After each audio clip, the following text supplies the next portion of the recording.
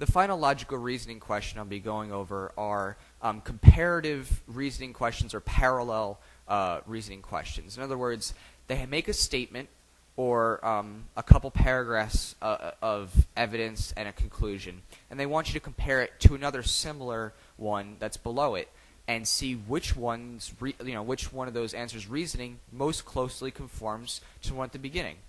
And honestly, I personally prefer to not skip over them, but just skim over them because they tend to be the longest question. And honestly, do you really want to be spending that much time on something that is really, really long? It's kind of tedious, and they're not necessarily difficult to do, but they are long to read all the way through because you have to make sure that the reasoning matches up perfectly. And I'll show you really quick a way to take a look at those as far as logic form goes, so that you can actually compare them within logic instead of getting confused over the words that they use.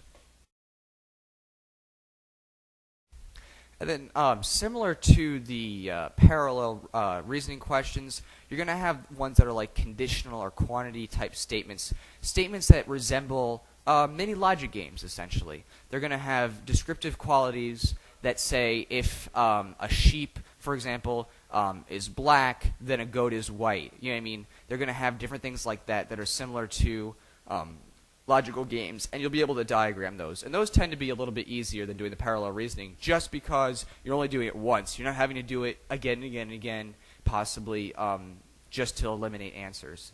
So it'll be the same type of thing where you use the if-then statements if you need to. If you can't figure it out just by reading it, then you can just diagram on the side. And I'd strongly recommend that for anything else that you need to diagram out on the side, just as little reminders for any other questions.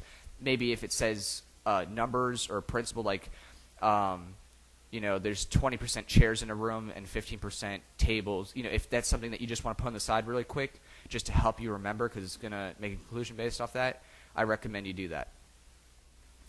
So in summary, for the logical reasoning questions, you want to definitely identify the evidence and the conclusion.